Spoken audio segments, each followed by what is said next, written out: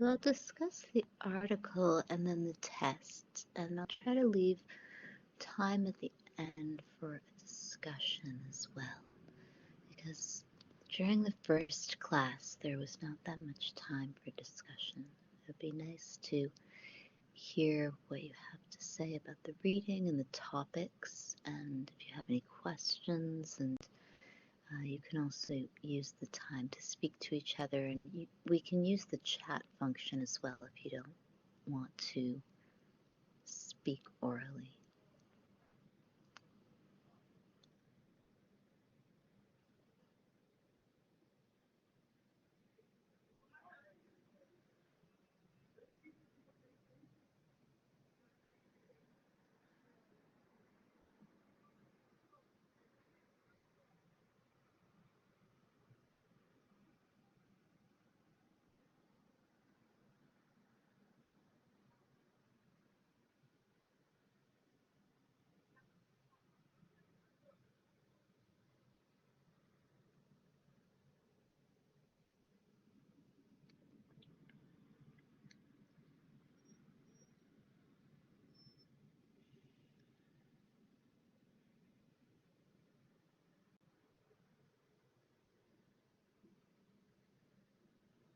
So every week the lectures will be recorded through this Blackboard system, and on Friday I will download the recordings and send them to you in case you cannot attend. So the class is both synchronous and asynchronous, but it's really early in the morning in Alberta, so I know that it might be difficult for someone to attend so early every week. So I will send you recordings on Friday in case you miss the synchronous lecture.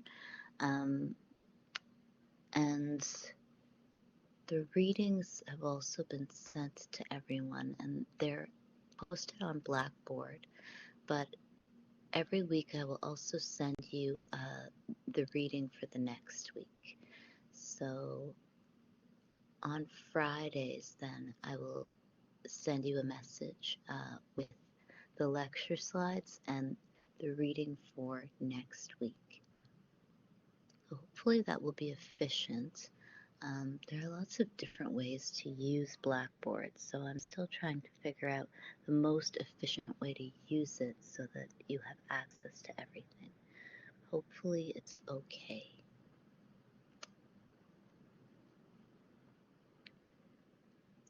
So the article this week discusses the case of Neil Stonechild.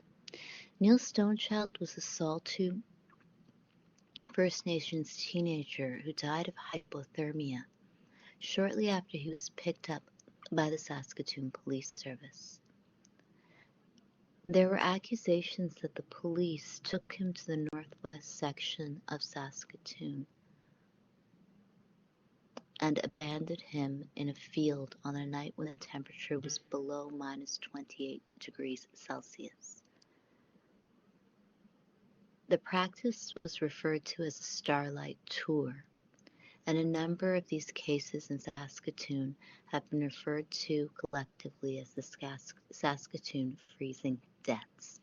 So this was a routine police procedure where the Saskatoon police were known to pick up First Nations teenagers like Neil Stonechild and leave them to freeze to death in very harsh temperatures.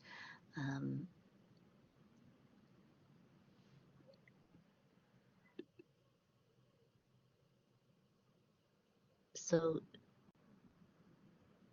Shireen Razak writes of these cases, and again, as I discussed in the last class, Shireen Razak has written a book called Race, Space, and the Law, and Razak is interested in the ways that space is about identity making. So the spaces that we are thought to occupy,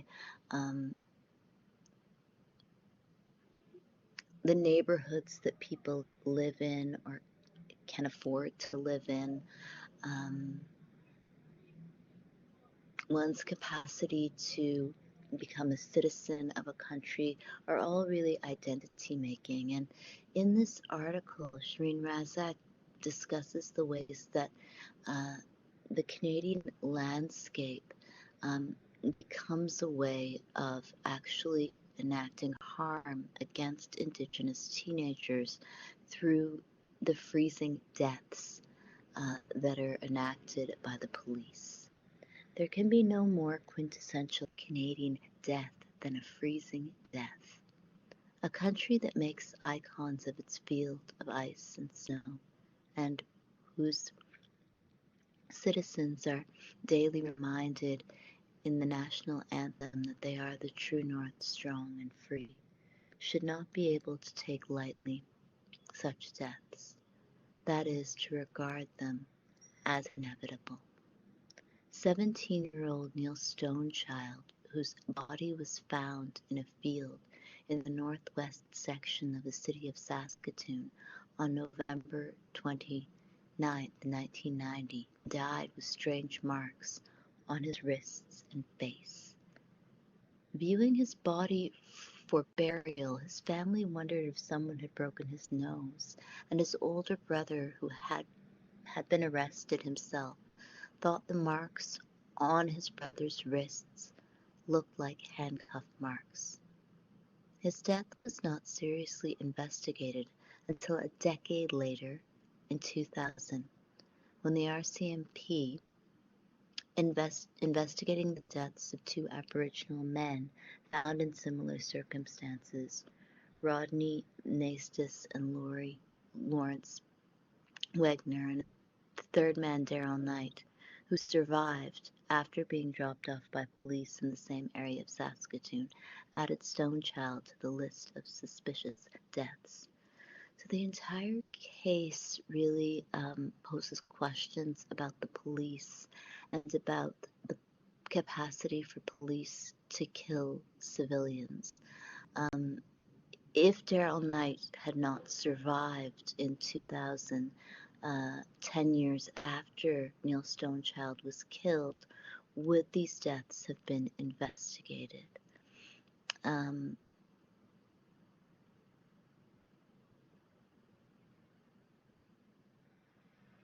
There have been a lot of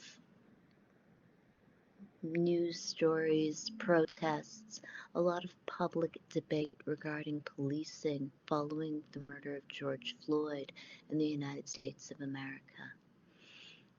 Canada does not have a death penalty, so even if you were accused of murder in Canada, you could not face the death penalty. It's rare that someone would experience such harsh penalties in Canada. So even if you have problems with housing security, anything to do with money or financial debt, it's unlikely that you would go to jail, and there is no death penalty. So the use of this kind of excessive force by police does not really correspond with Canadian law.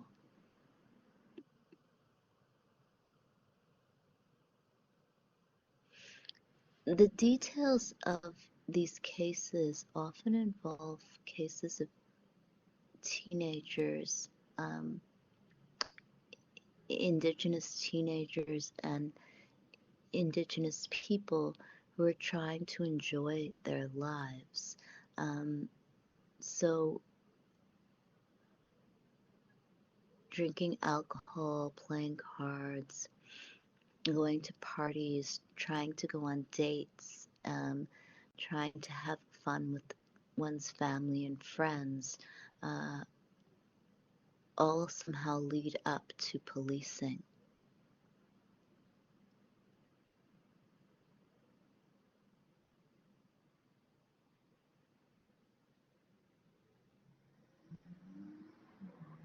So how does a night that begins with teenagers wanting to enjoy themselves end with Stonechild being put in the back of a Saskatoon Police Service cruiser, bloody and screaming that the police were going to kill him. This kind of case obviously is really chilling, and it speaks to the severity of systemic discrimination against Indigenous peoples by Canada's institutions.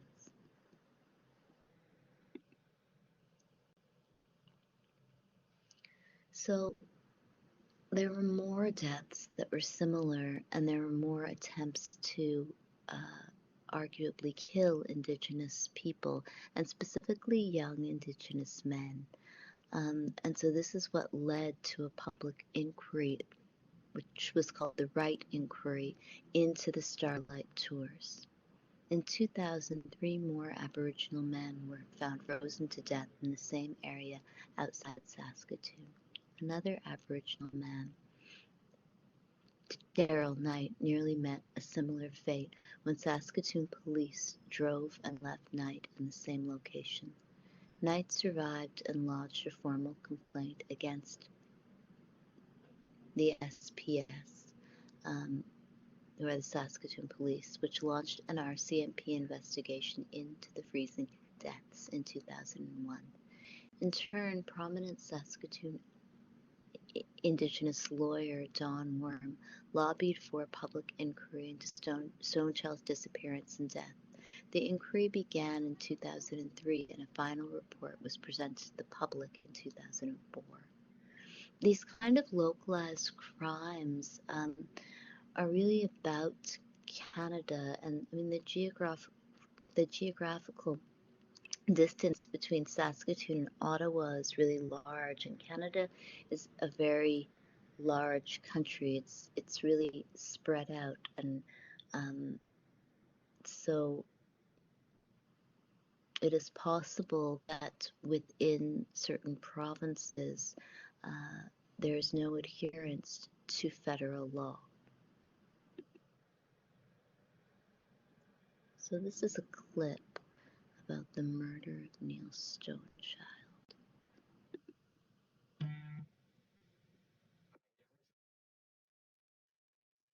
Sorry, I have to share the screen.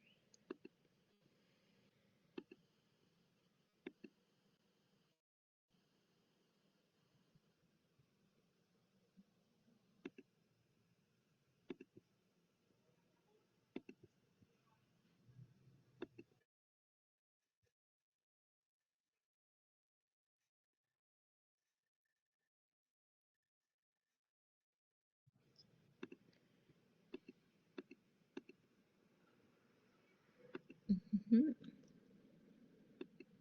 Sure. Okay.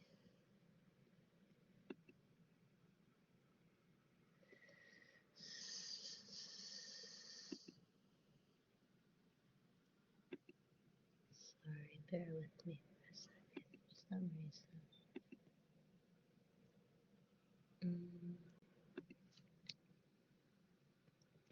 It is a really sad case, but it's also really disturbing just from the perspective of Canadian law, because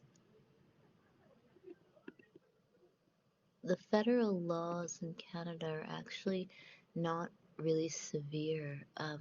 If you were to look at Canadian law, Canada has really strong laws protecting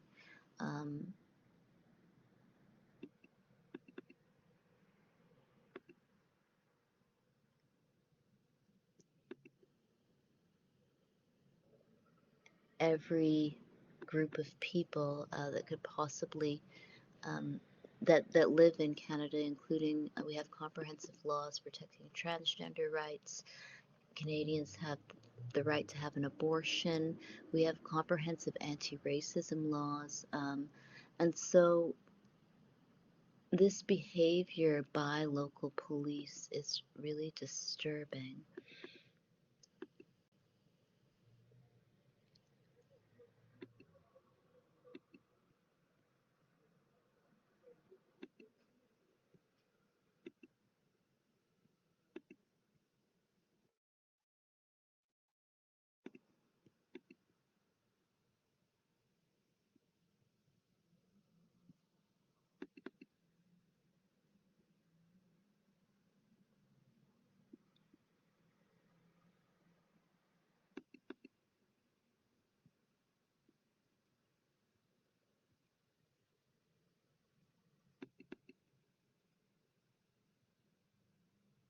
While there are authors, especially from the readings, that often discuss this case from a theoretical perspective, um, what we could also think about uh, is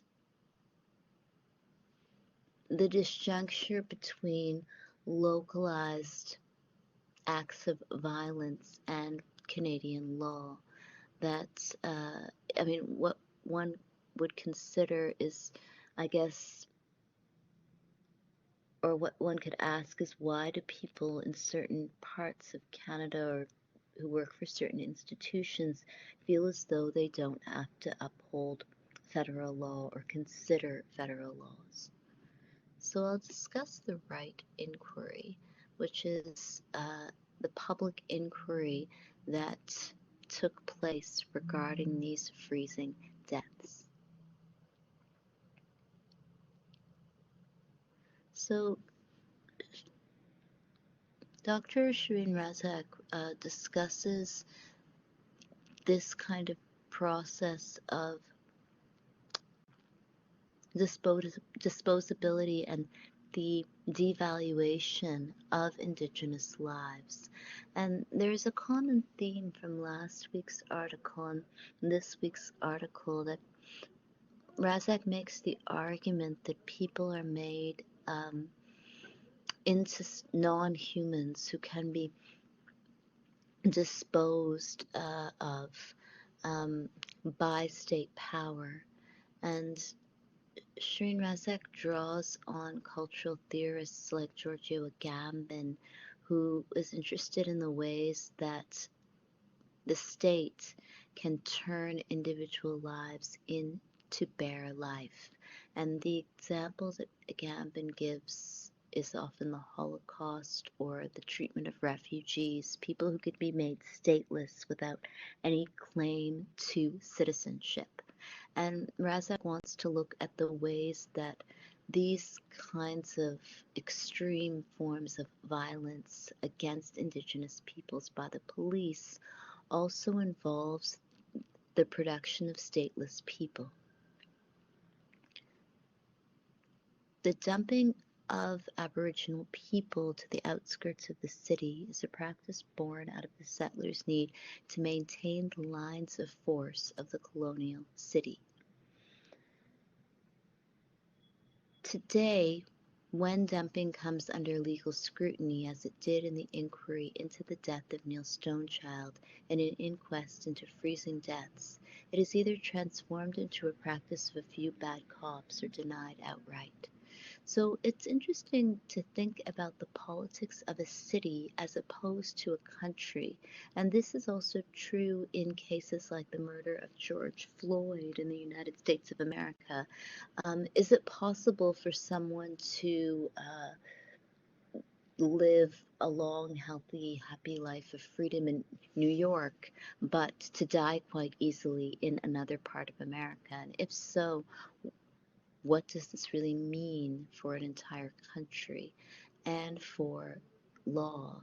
Uh, so, if it is possible in one city for local police to simply make their own rules in relation to who is and is not entitled to rights, then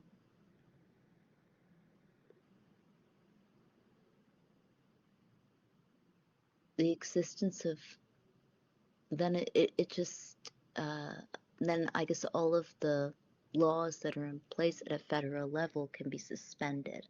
And this is not true legally. So if you live, say, in the city of Toronto, you cannot really pass your own rules that do not correspond with federal laws. But what authors find is that in practices of policing, um, local police and people who are long-term residents of a city often decide to use their local knowledge um, in order to decide who is or is not deserving of rights. So what remains on legal record, however, are the racial spatial economies of the settler city and its persistent devaluation of Aboriginal life, a devaluation that law both produces and sustains. In the first part of the article, I present ideas about the racial slash spatial economies of the colonial city, and in the second part, I examine the death of Neil Stonechild and the Wright inquiry which responded to this death. So these kind of economies of race and space in the colonial city are economies that people create through their devaluation of certain lives as opposed to their valuing of other people's lives. And this creation of an economy of human bodies does not correspond to federal law. It is really through processes of discrimination and preferential treatment that are not justified in Canadian law that these economies are created, and that these very basic human rights are not equally applied or distributed to uh, everyone in Saskatoon. So the inquiry into Neil Stonechild's death chose the handcuffs side of the debate. The details implicated the police were hard to ignore. The Honorable David Wright, Commissioner of the Inquiry, believed the testimony of Jason Roy, Neil Stonechild's friend, and he saw Neil bloodied and bruised in the back of a police cruiser on the night of November 24, 1990.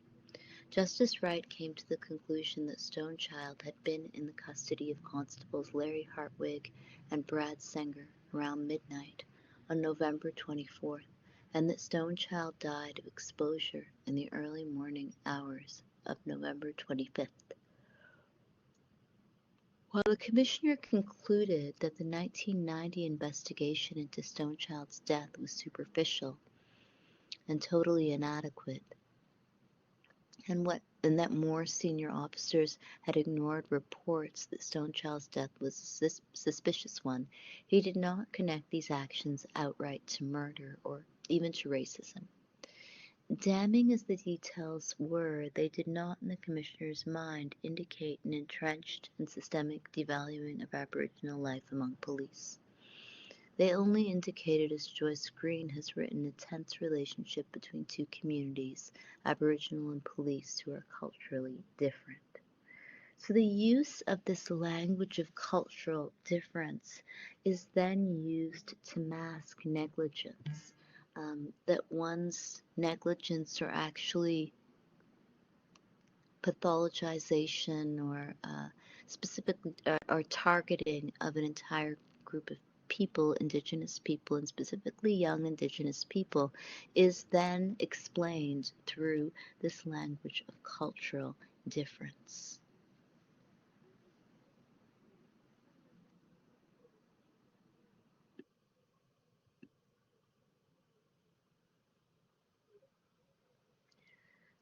So the use of this language then of two communities that are separated and do not know each other and do not want to know each other is a really tactical use of the language of multiculturalism to justify violence and police brutality. So the police, the Saskatoon police, are really not a community of people. They are people who are paid to do their jobs. And if they do not do their jobs, or they do their jobs so badly that they violate federal laws, then they are not really a community. So the use of multiculturalism to constantly manage all of these obscene forms of negligence and completely unethical ways of making money as the police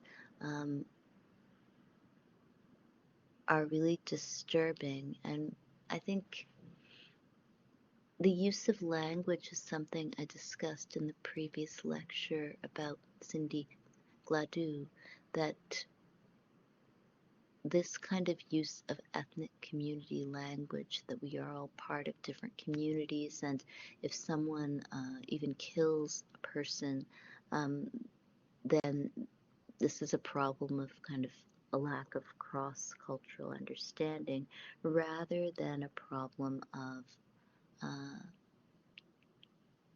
systemic discrimination. Um, and rather than being a hate crime against Indigenous peoples.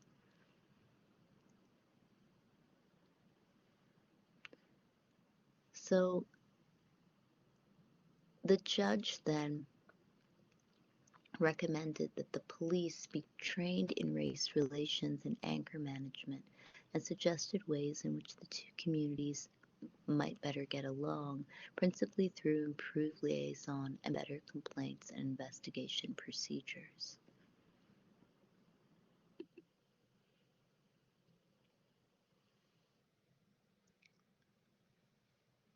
So, freezing deaths are highly controversial when the circumstances surrounding them include evidence of a stunning level of police indifference, incompetence, and duplicity. The Commissioner dealt with the controversy by turning our attention to a framework guaranteed to cleanse public memory of the violence and dehumanization, cultural difference. If the problem is one of culture, then we need not consider racial hierarchy, and we need not consider the relationship between police and Aboriginal peoples as a colonial one. So I think it is interesting to think about why the language of multiculturalism is drawn upon in these cases where there's obvious police negligence or where the police have actually committed hate crimes. Slavoj Žižek discusses the ways that multiculturalism is actually a form of multinational capitalism and a form of neocolonialism. So what Žižek argues is that multiculturalism is essentially a way of ignoring or managing class antagonism. And Slavoj Žižek is a Marxist. And so Zizek argues that this kind of multiculturalism is really a way of selling things. So someone can stand at a distance between all of the different, say, food that is on offer in a city and pick and choose what kind of food they like. But the problem is that this kind of way of doing business does not really address systemic discrimination in the labor force, and it does not address hate crimes. Um, so the kind of cultural sharing is usually just a way of selling products and also trying to recruit economic investment. It does not uh, address crimes against Indigenous people and people of color.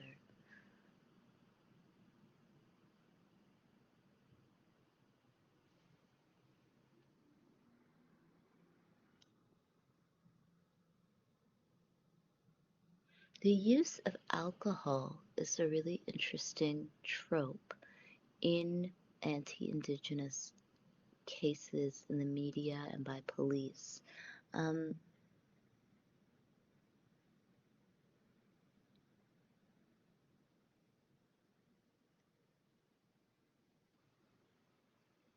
Alcohol is not against the law in Canada, but when young Indigenous people or when Indigenous people are thought to be drinking or rumored to be drinking, then stories of degeneracy are used to refer to Indigenous peoples as addicts. This kind of addiction is similar to the use of the term sex worker prostitute in the case of Cindy Gladue over and over again. Just as there are lots of different ways that one can access sex outside of a cisgender, uh, heterosexual, monogamous Christian family, there are many uses of alcohol and other substances in Canada that are really normalized if uh, they're done by certain middle class people.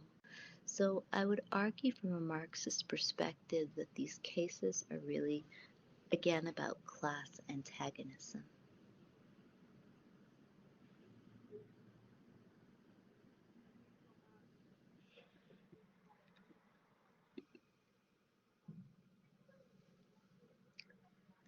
So I think that I discussed sterilization in the last class, that um,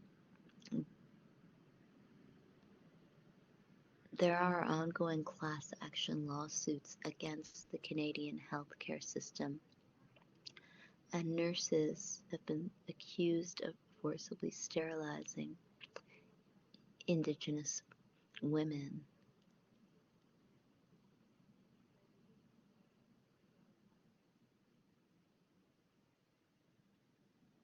So these practices, like the twilight sleep, um, where women lost consciousness during childbirth, are similar to the starlight tours. This kind of other language that is being used by people who work in institutions, um, which involves mocking members of the general public or uh, committing crimes against people due to skin color or name, um, is a really troubling uh, form of violence that Shireen Razak discusses um,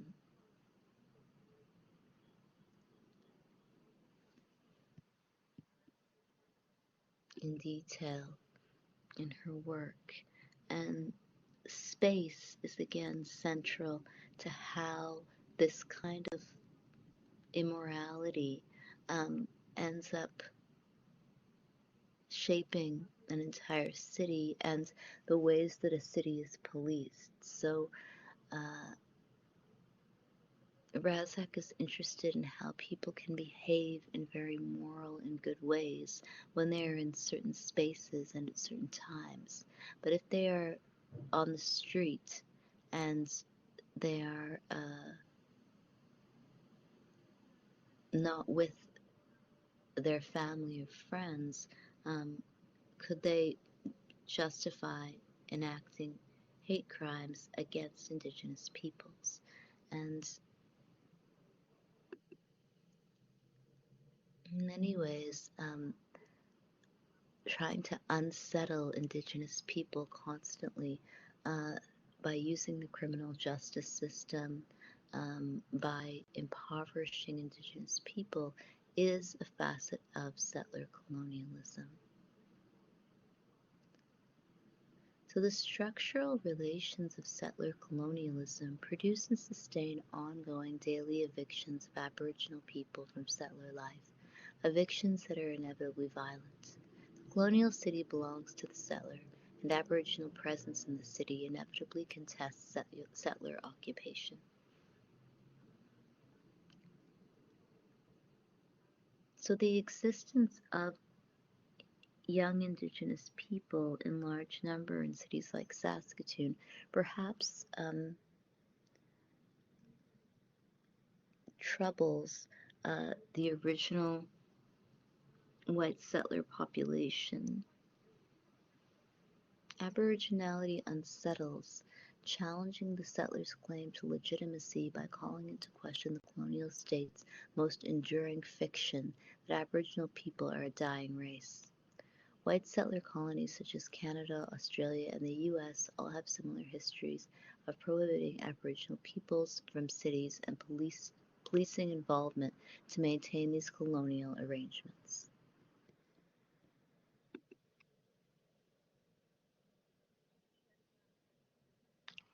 So, who is and is not in the city and part of the city and has Rights to access public space, including public space for the purposes of enjoyment, are very political questions in this time period.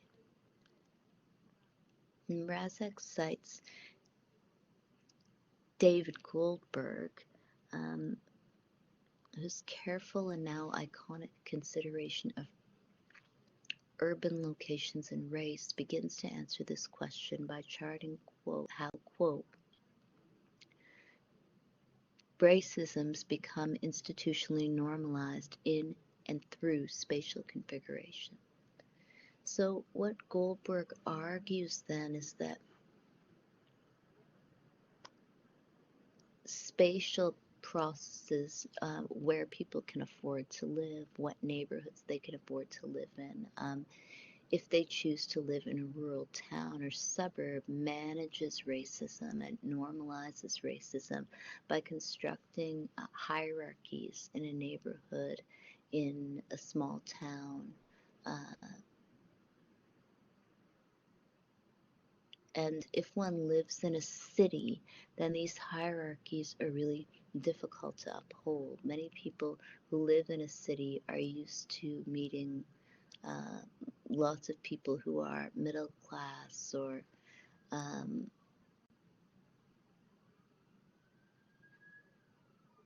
who can work and live comfortably.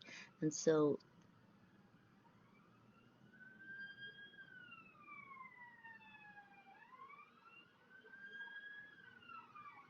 when people are racist, they often end up doing damage to an urban economy. The racialized at once a condition marked on the body, skin, and wounds, and an invisibility non-persons cannot occupy the same place as Europeans and the Europeanized. The city belongs to rational men and women, individuals who are owners of themselves.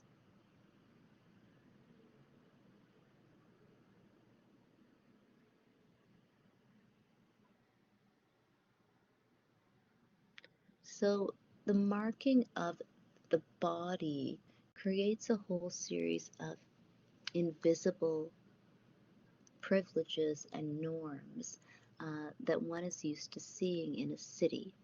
Um,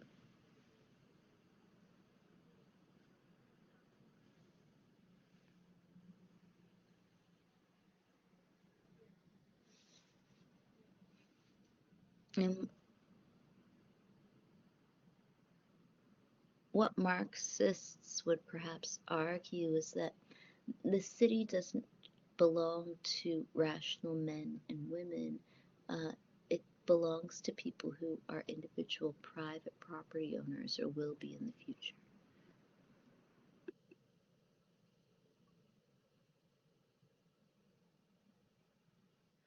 So we can also think about this case in relation to masculinity and specifically hegemonic constructions of masculinity.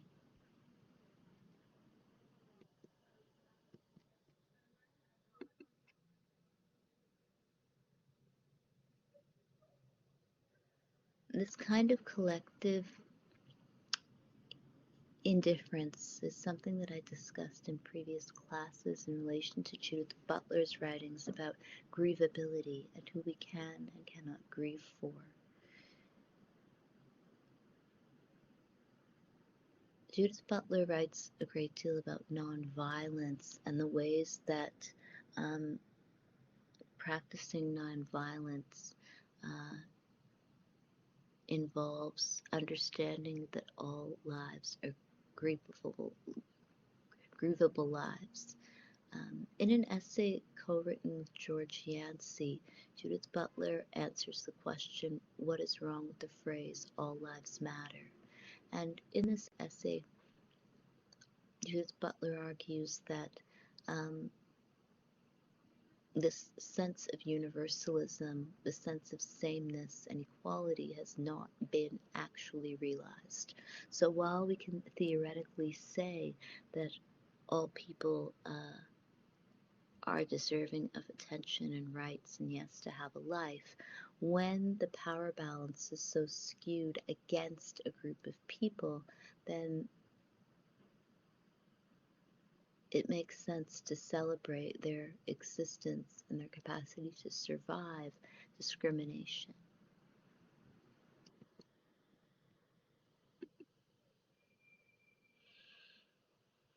The kinds of hegemonic masculinity that really frame the murder of, of Neil Stonechild um, are really obvious.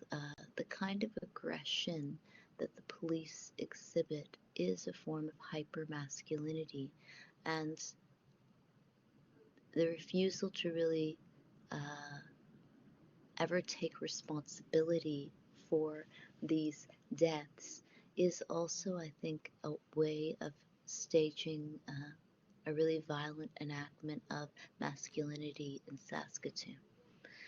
Judith Butler argues that gender is not innate, that the ways that we use language and our naming of others and ourselves is not inevitable. It is obviously a product of performativity. And Butler is interested in the ways that we don't just exist as gendered subjects. We enact a whole series of performatives, including our use of language and including our appearance, our everyday acts of speech, our ways of walking, our ways of sitting, our ways of talking, are all ways of doing gender. The problem becomes when someone's way of doing gender involves normalizing violence against others. So if one practices hegemonic masculinity and is involved in patriarchy, they are enacting a series of gender performatives that are not necessarily natural or innate. So Judith Butler's work is really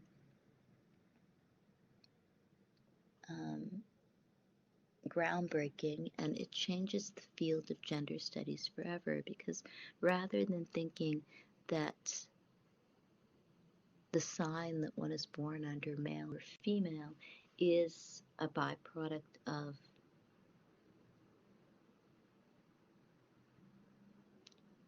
um, imagined scientific difference. What Judith Butler argues is that an obsession with this one aspect of the human body, gender, is actually a very political choice and decision.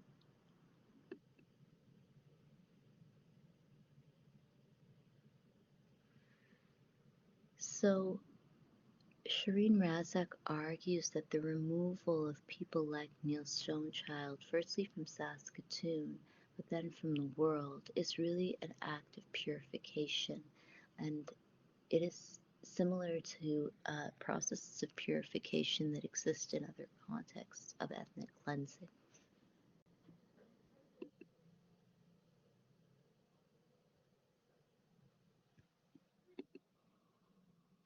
So Razak then discusses the ways that settler societies must engage in a constant purification of themselves, and they must try to consistently force Indigenous peoples out of spaces and into confinement.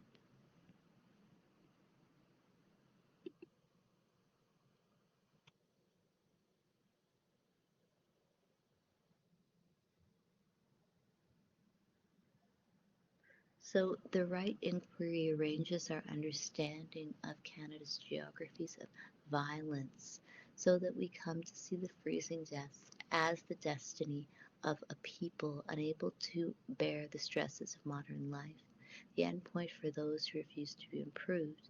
However, the inquest and the inquiry also reveals features of the zone of indistinction.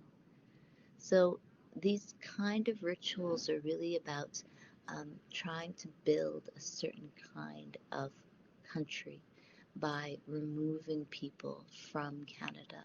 And they are the most extreme forms of removal. And I would argue that who can and cannot play a role in Canada. It's a really political decision, and it's also not a decision that someone could make who is following the Canadian law. We don't all get to go to work and decide who is or is not allowed to be in Canada, or who fulfills a whole series of unwritten norms um, regarding class and appearance.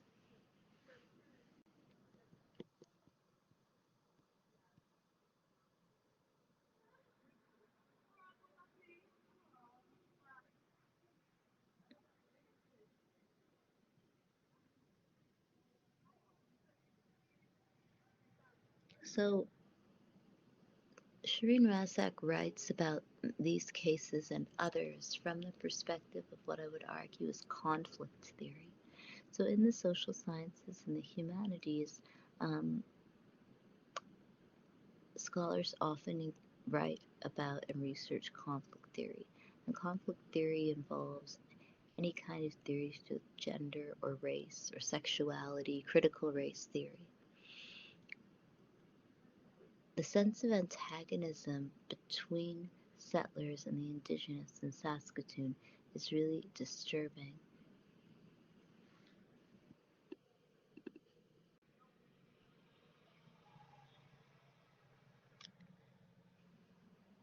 The late author and well-known feminist writer Bell Hooks once wrote that being oppressed means the absence of choices. So Neil Stonechild died as a teenager, and all of the choices that one has as an adult in terms of education, marriage, childbirth, and even living in Canada were taken from him. So I'll play a clip, but before I do, I want to discuss Michel Foucault's writings regarding biopolitics and the relationship between biopolitics and this case. So for Foucault, biopolitics is a way of governing. It is a way that the state intervenes into all of our lives with warnings on cigarette packs, calorie counts on everything that we consume. And this is seen to be good, or it's imagined to be good and for our own interest. The problem is that while the state invests in certain lives, it divests from other lives. So the strategy for the intervention into human life is biopolitics. Biopower works by offering certain techniques in which to construct a strong citizenry and a strong future. And these forms of biopower um, can involve policing certain people in a city so that in the future, uh, there will only be certain citizens who are born as Canadians.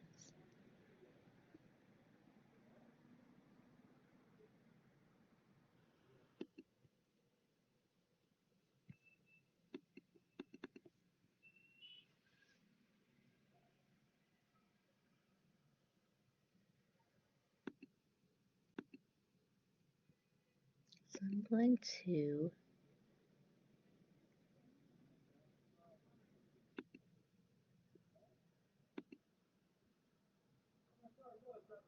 share this video.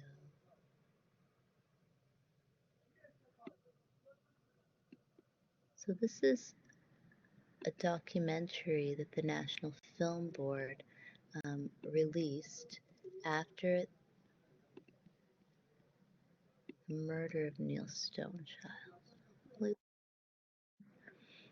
And there was a lot of media and a lot of reports that followed, but the kind of underlying anger towards Indigenous peoples perhaps cannot be addressed in wholly rational terms.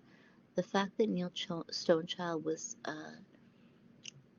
young and had friends and went out and could have obviously fallen in love and had his own children is what one would expect. However, nation building often is not about normal or sensible expectations. It is about engaging in really grandiose behavior in order to make the claim that some are full citizens and others are not, irrespective of the law. And there are lots of different forms of nation building like this.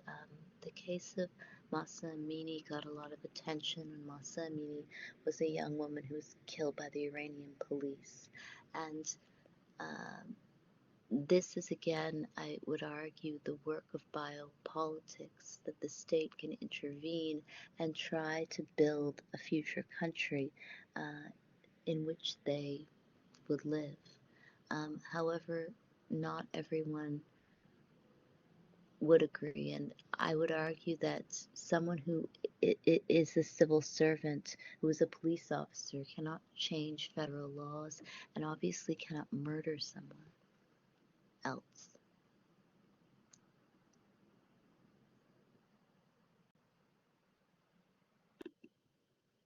So I'll play the clip.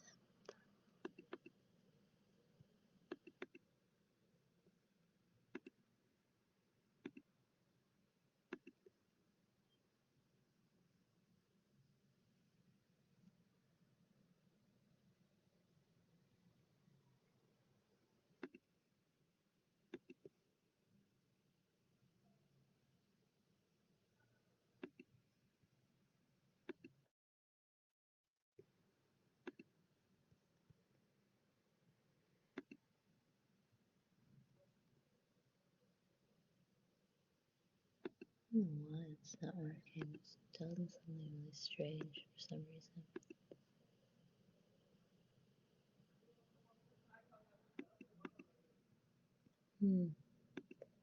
It's weird. I'll try it.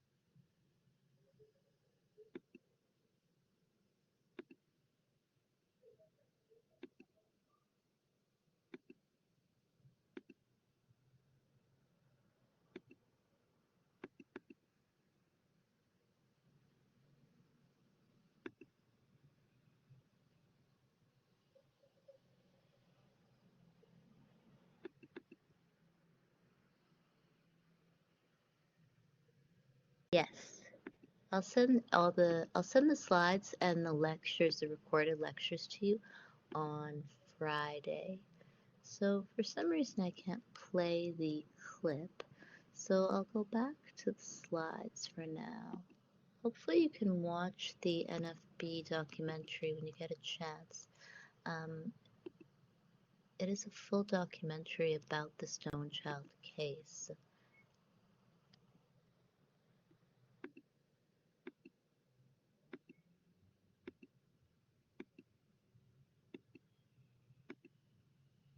I want to return to the arguments about gender that I think are really interesting. Um,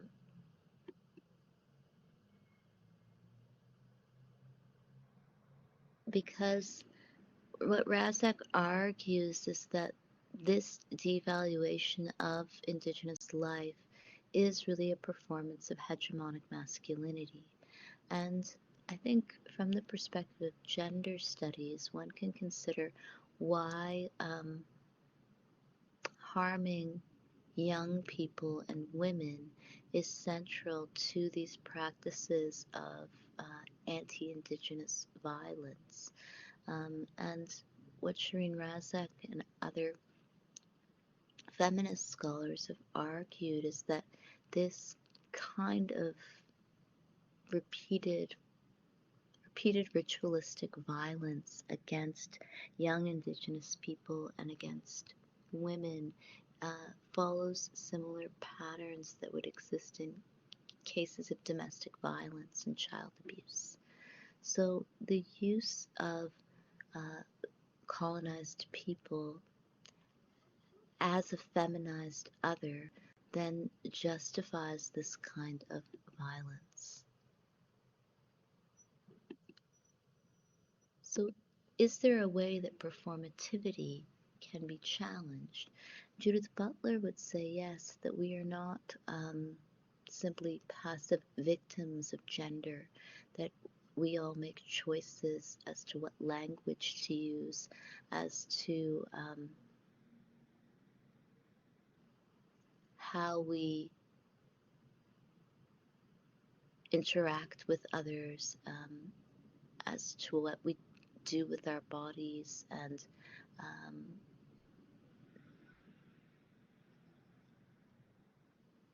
and what kind of norms we support, what laws we choose to uphold, or what unwritten rules we choose to enforce. That gender is not an act for Butler. It's not as though Judith Butler wouldn't argue that we are all acting like men or acting like women or acting in certain gendered ways, but uh,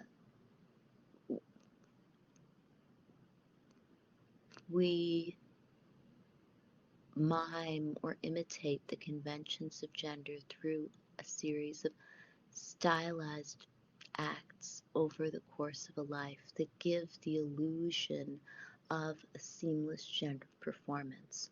So, using a certain tone of voice that is soft or quiet as opposed to a very loud, aggressive voice is a gendered performative.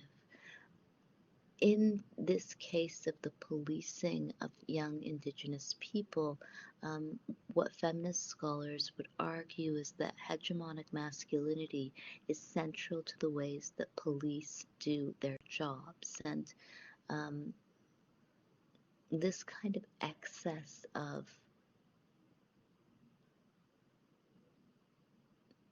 aggression and violence uh, then um, justifies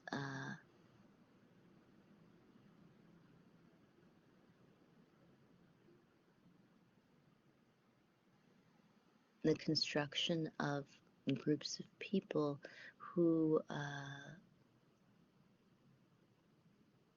experience harm. Um, so Judith Butler is interested then in how language does not simply describe reality but constructs reality. And the example that Butler gives in the text Gender Trouble is this example of a child being born. So when a child is born, what Judith Butler states is that uh,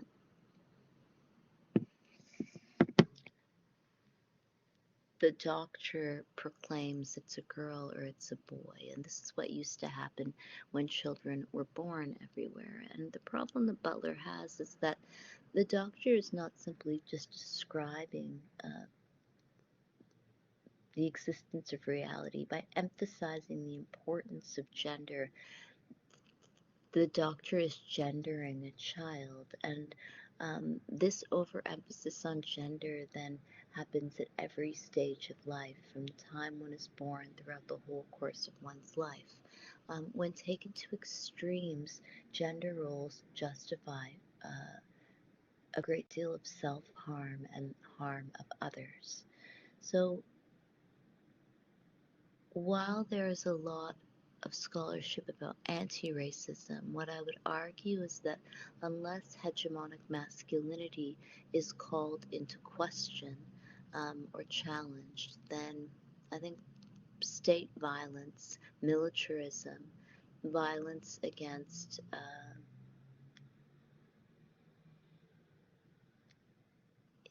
indigenous people um, and people of color, as well as women and young people, will continue to be normalized.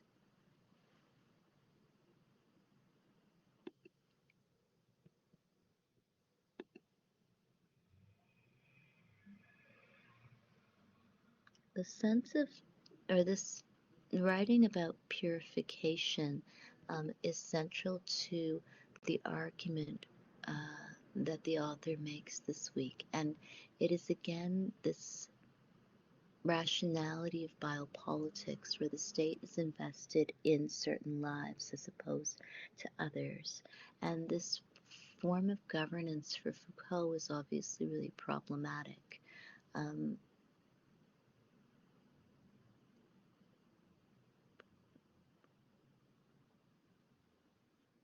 so Foucault, in his writings about biopolitics and in his writings about the prison, um,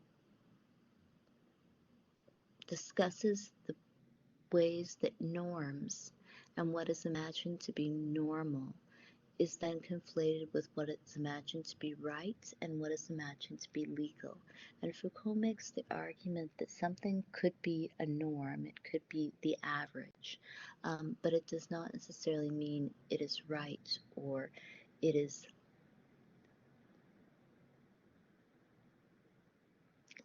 legal. So it could be normal in Saskatoon to be a certain type of person. The majority of people whom the police interact with could be um, non-Indigenous people who are middle class, and specifically white Christian people. This could be the norm, but this does not mean that one has a claim to morality because they occupy or because they embody a norm.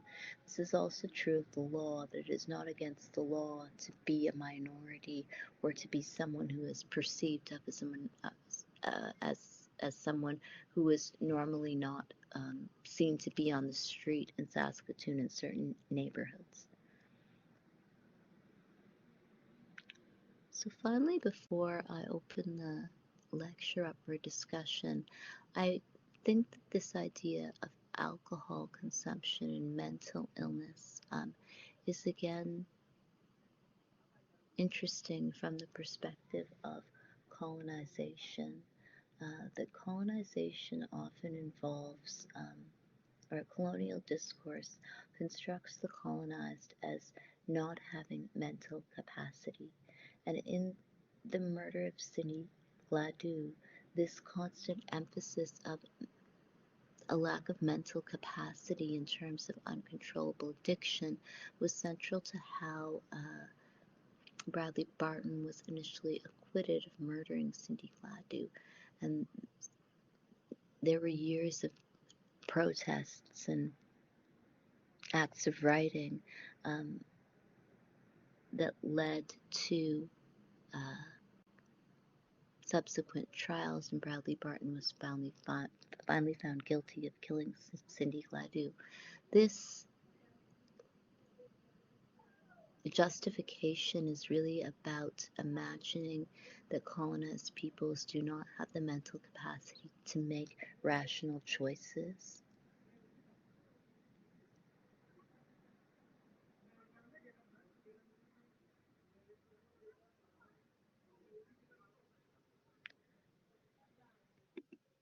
So I'll finish then by opening up the discussion. Um,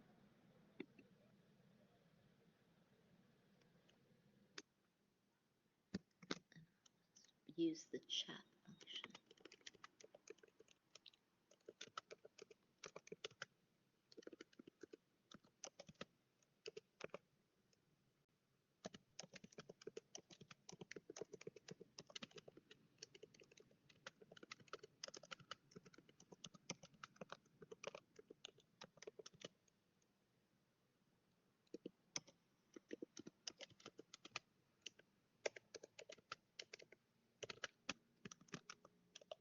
So the article focused on policing, and these issues of policing have been in the media a great deal. Do you think that the police have the right to use force against people in Canada?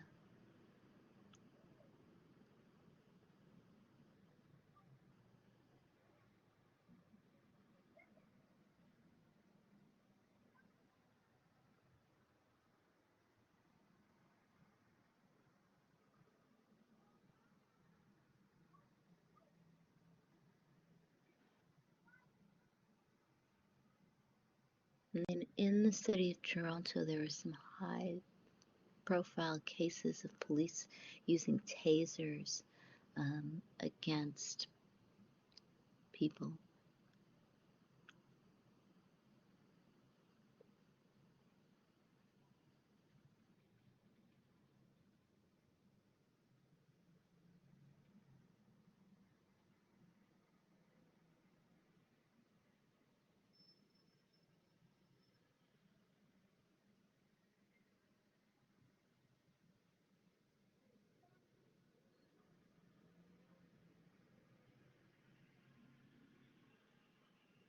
Yeah, so I guess there are situations that would depend on the context. Um,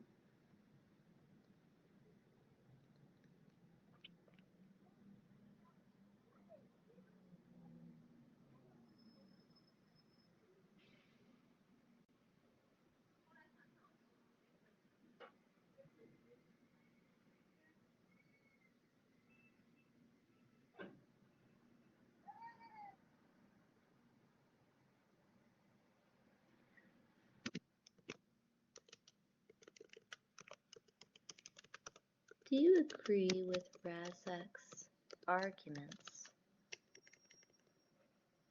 So the last two articles have been written by Shireen Razak, and do you agree with Shireen Razak's arguments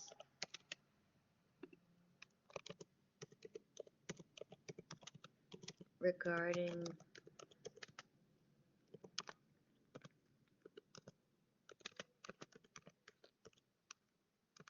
racism against Indigenous people? So Shireen Razak makes the argument that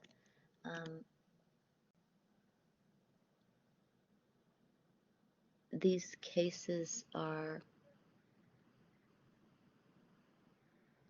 that these cases offer evidence that the Canadian state is racist against Indigenous people, and specifically has the police and, in the case of Cindy Gladue, lawyers and judges often have specific anti-Indigenous feelings or sentiments or a bias against Indigenous peoples. Do you think that this is true? Do you believe Shireen Razak's arguments in these articles?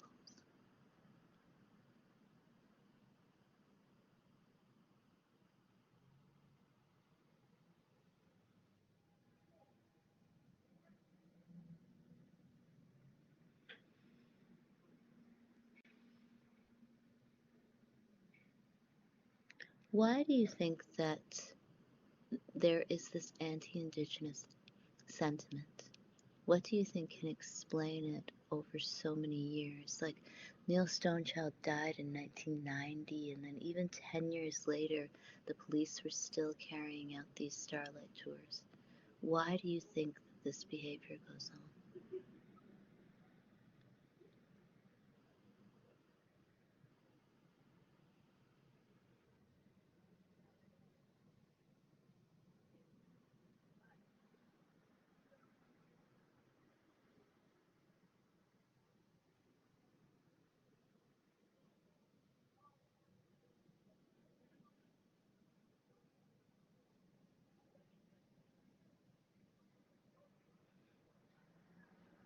Do you think that there are ways that this behavior could change over time? Like, do you think that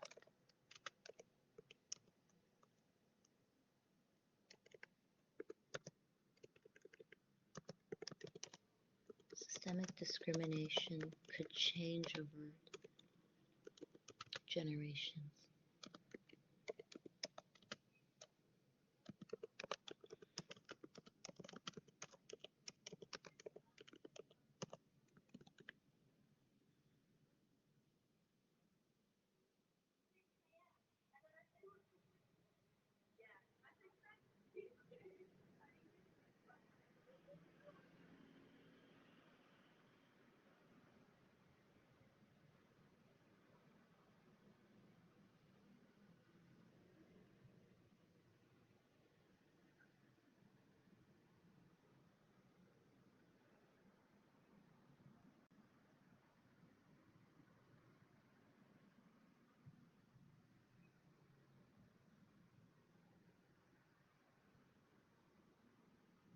Yes. I think a lot of people do. I think it thank you for your comments. Um,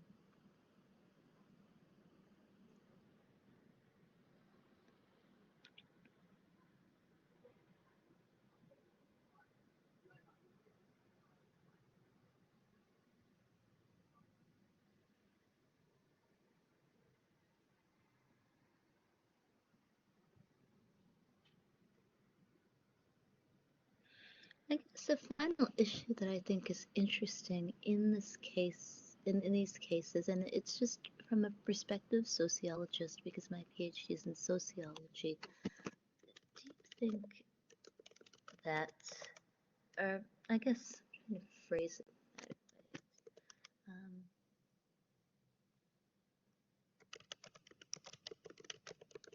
why do you think alcohol is so central in these narratives about young Indigenous people?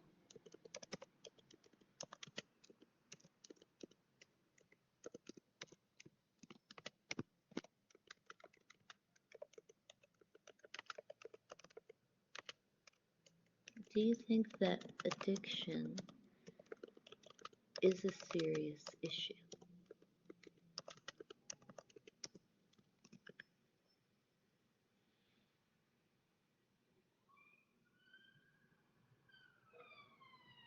Like in these cases, especially in the case of Cindy Gladue, but also Neil Stonechild, there is all this kind of almost psychology that is used to kind of imagine that if these people, if Neil Stonechild was, I guess, almost 19 and he wanted to drink alcohol, which I think is not uncommon, but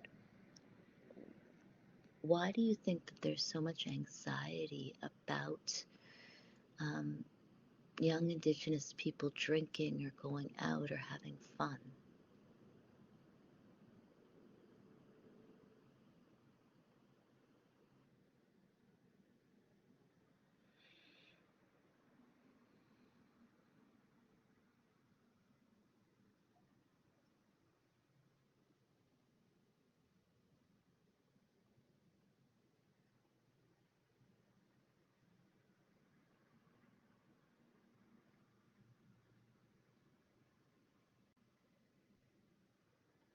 And then I guess the question is, I think this is what I think makes it difficult when you look at policing and even the treatment of cases like the Cindy Gladue case, is that there are addiction issues that you've mentioned, yes, intergenerational trauma, and it's a serious issue.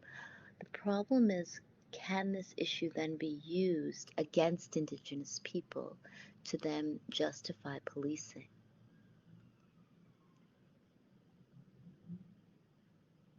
Like, how does one take addiction seriously while also um, being critical of how someone who is labeled as an addict or someone who is labeled as having these problems could then be picked up by police?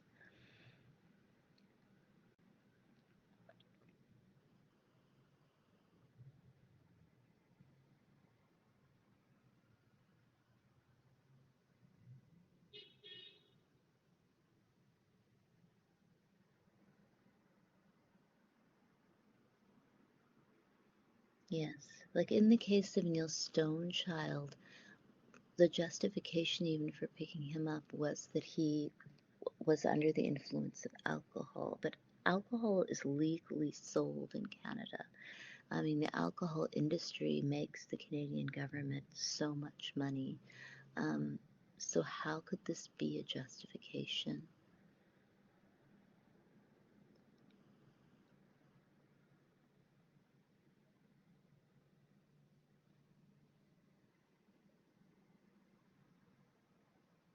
The problem is with the language of care. Like, what I would argue from looking at the articles and even statistics is that when people try to care for others, they do so um, sometimes with a sense of superiority. And the problem is that this, under the justification of caring for others, you could also police them and end up taking away their basic freedoms.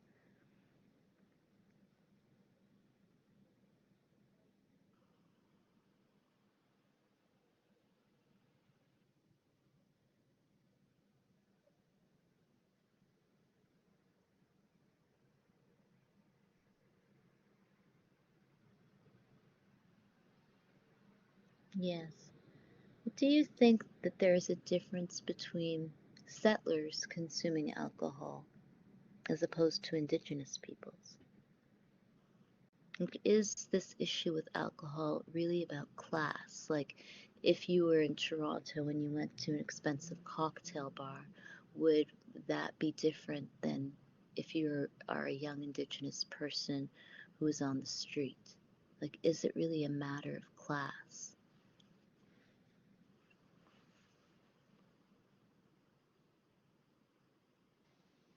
Hi, sorry. Is it okay if I turn my mic on to answer your question instead of typing?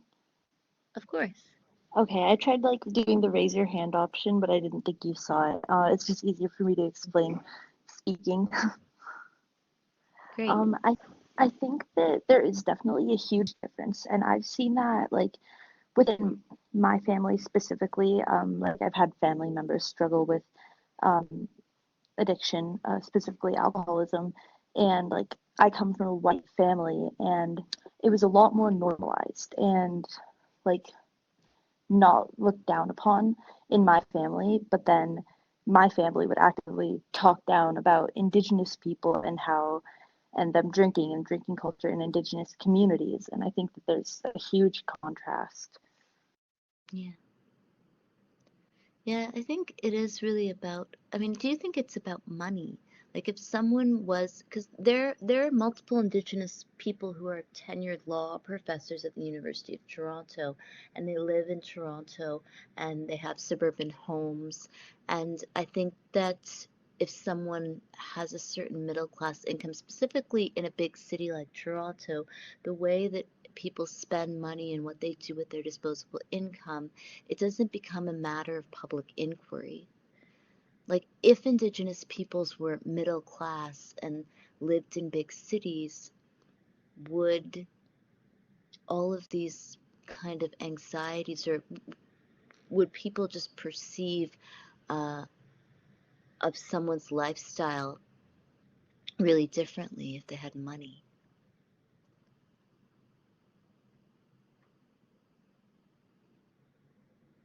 Yeah. It is also what Shireen Razak, I think, talks about as being about space.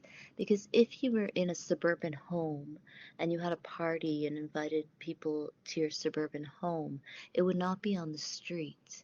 And I think a lot of these crimes against Indigenous people that are really horrific and end up even involving murder really do involve the streets. The same was true of Cindy Gladue, who was known to frequent certain um, places in Edmonton that were outdoors, and specifically the discussion that was had in the courts of law about Cindy Gladue being a sex worker were really about her being in certain neighborhoods that were known for places where sex workers and people who sell drugs go. If she had lived in, say, a condominium in Toronto and um, was a sex worker, then I think that the case would have been treated really differently.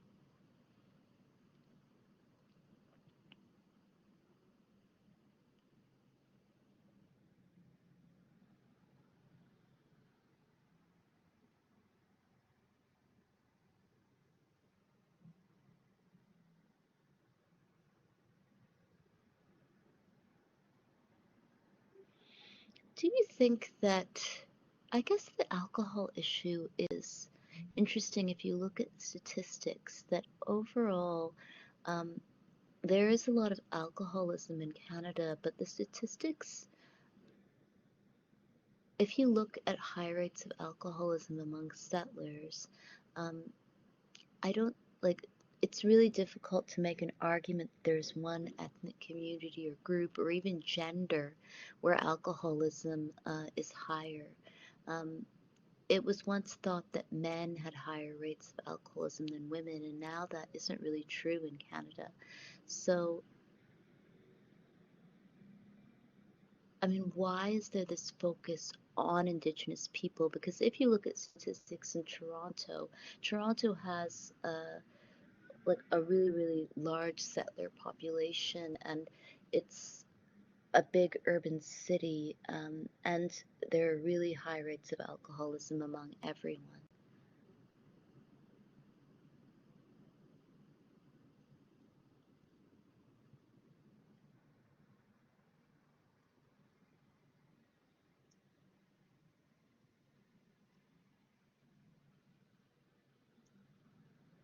I guess what I would argue, I mean, if you look at the articles, that this desire to purify places and purify cities and even purify a country, I think is a way of trying to enact further genocide against Indigenous peoples. And it is also a really, I think, a really vicious form of class antagonism against the poor.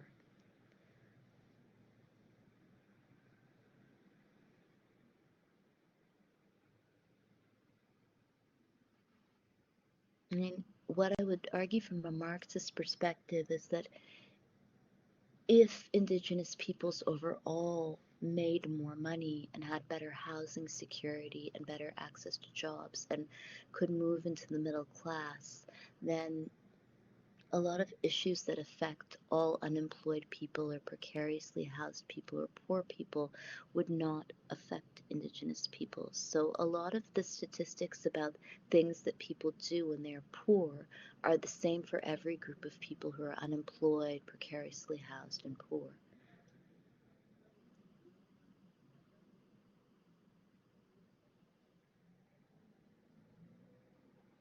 Are there any other comments, questions? I think it is a really interesting discussion just to think. I mean, our kind of anxieties or issues with addiction overall as a country, I think, are really Canadian problems. I don't think that any one group of people could really be said to have these problems as opposed to another. It is just that class often determines um, the kind of problems that we publicly see in the media.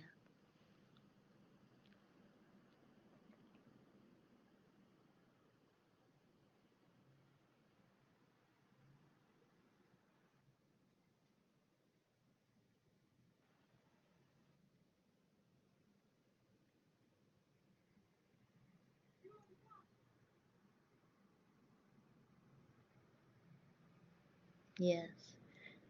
Again, I would argue it's class antagonism because if you were to think about the case of Cindy Gladue, I mean, there's so much anxiety about her being engaged in sex work, but there are really high rates of domestic violence as well, even in a family. And cases of sex work or um, stories of women on the street, again, get a lot of attention, but I think that this masks, like, there are cases of gender-based violence and violence against women in suburban homes as well.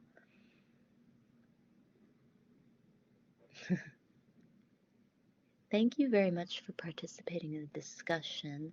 I know that it can be difficult to use Blackboard at first to have discussions, so thank you for trying to participate. Um, I really appreciate all your comments. I will try to make sure that the video clips will play. I will contact IT services so that on Tuesday I can play the clips because there are really interesting um, news stories and documentaries, and there is a lot of media now that tries to really ethically comment on indigenous on indigenous issues. Thank you very much for your participation.